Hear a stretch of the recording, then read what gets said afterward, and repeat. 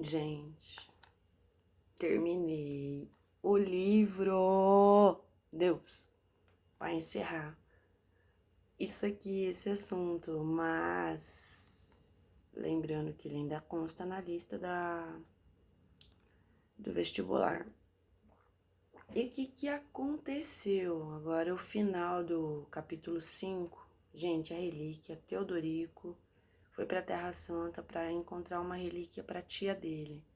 Essa tia que cuidou dele, adotou, e ele sempre esteve de olho na herança da tia. Então ele foi para Jerusalém em busca de uma relíquia para entregar para a tia, para ser visto com bons olhos pela tia.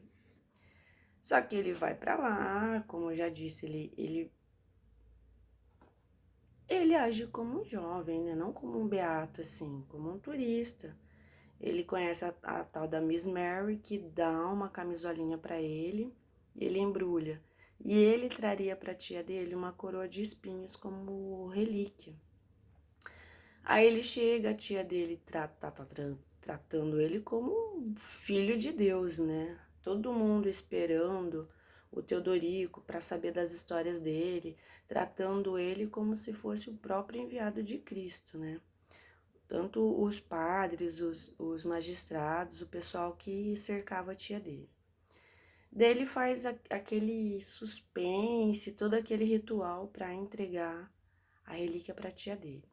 Leva lá no altar, chama todo mundo, começa a conversar e contar como é que foi, quanto que ele rezou, o tanto que ele foi devoto, de todas as rezas para todo tipo de doença ele tinha para dar para a tia dele e tal. Eis que a tia dele abre a caixinha com a tal da relíquia.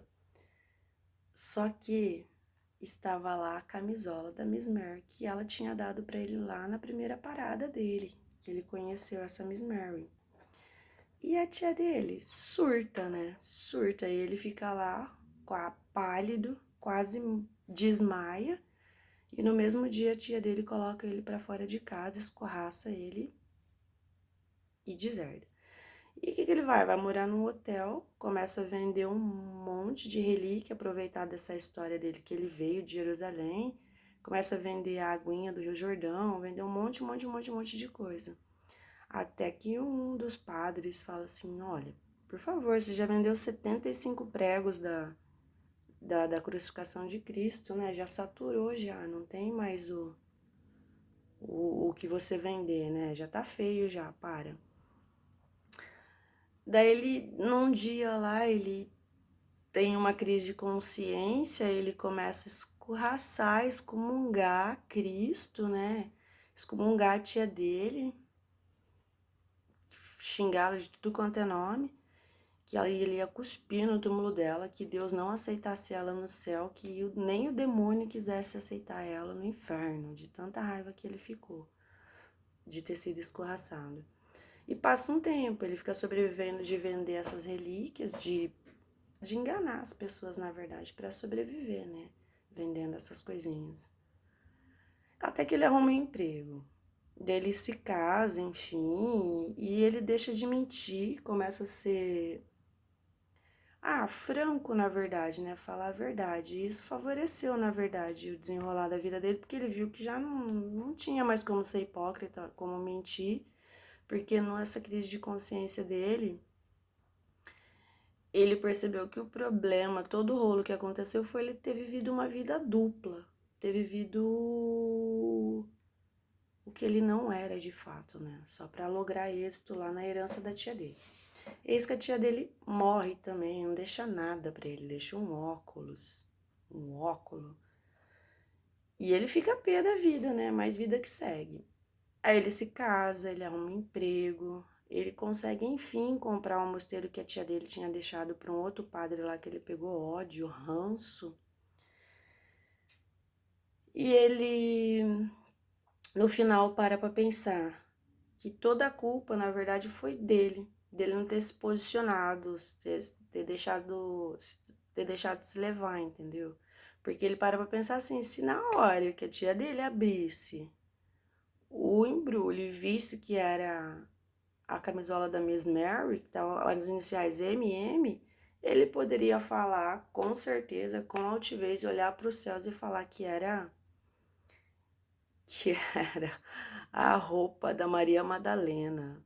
E afirmar isso, se ele afirmasse e falasse que a própria Maria Madalena enviou isso para ele e conseguisse convencer a tia dele que teria sido tudo melhor a vida dele, né? Daí no final ele vai falar assim, depois dessa reflexão dele, depois ele ter passado meses comendo pão que o diabo amassou e vendendo essas relíquias, vendo que na verdade o que era o comércio, né? A sobrevivência. Daí depois dessa reflexão que ele poderia ter feito diferente na hora que a tia dele abriu, ele deveria ter conseguido lograr êxito mesmo diante daquela situação. Ele fala, por quê?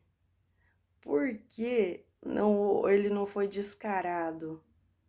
Ele faltou nele um heroísmo de afirmar que batendo na terra com o pé forte ou palidamente elevando os olhos aos céus, cria, através da universal ilusão, ciências e religiões.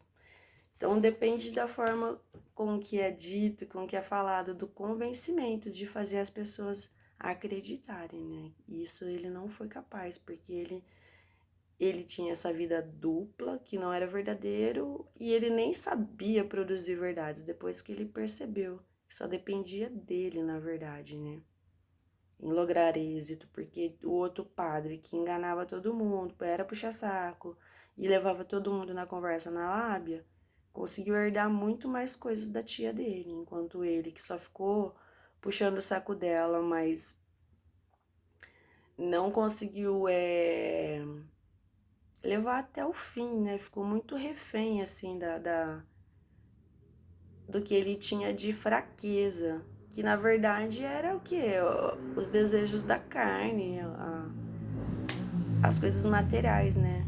Que às vezes as pessoas sucumbem por coisas materiais, sendo que o mundo aqui em si é construído pelas ideias, como ele quis dizer, é só bater firme, falar com convicção e convencer as pessoas.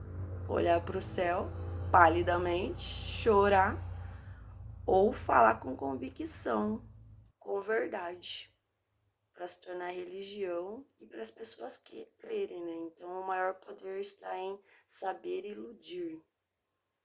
Eu já tinha falado desde o início, trabalhar com as emoções das pessoas, né? Com o convencimento que vai envolver a oratória, a, a comunicação, a forma de conduzir e de convencer as pessoas pelas palavras em primeiro plano, né? Já que ele tinha conseguido vender 76 pregos da cruz de Cristo para sobreviver, porque ele não conseguiu convencer a própria tia dele que aquilo era uma relíquia, né? Já que ele era perito em mentir, em ser falso, em enganar, né? Só que ele se enganou, não conseguiu enganar ninguém e rodou. Mas depois ele se recupera com o próprio esforço dele. Enfim, e pelo menos deixa de mentir e se torna consciente, consciente de tudo, consciente dos fatos, da situação. É isso. Finalizei o livro, Deus! E nem, não sei se eu vou falar no próximo vídeo, já que era o livro do Racionais e a Relíquia, para falar de dois períodos distintos que vai trazer obras realistas, né, de comportamentos, de questionamentos, de consciência mesmo. O que era lá atrás, Proessa de Queiroz, religião, ciência, filosofia e a vida das pessoas, né, que pode influir isso nas pessoas. E também a questão da afirmação, que foi a obra do Racionais, de trazer para si a sua verdade, né? Do seu ponto de vista. A sua verdade enquanto um ser vivente no mundo ali. E isso vai refletir nas outras pessoas também, né? Porque as pessoas vão valorizar certa cultura ou certas falas, certos posicionamentos. Depende de como aquilo vai mover a sua mentalidade, né? É isso. Acabou.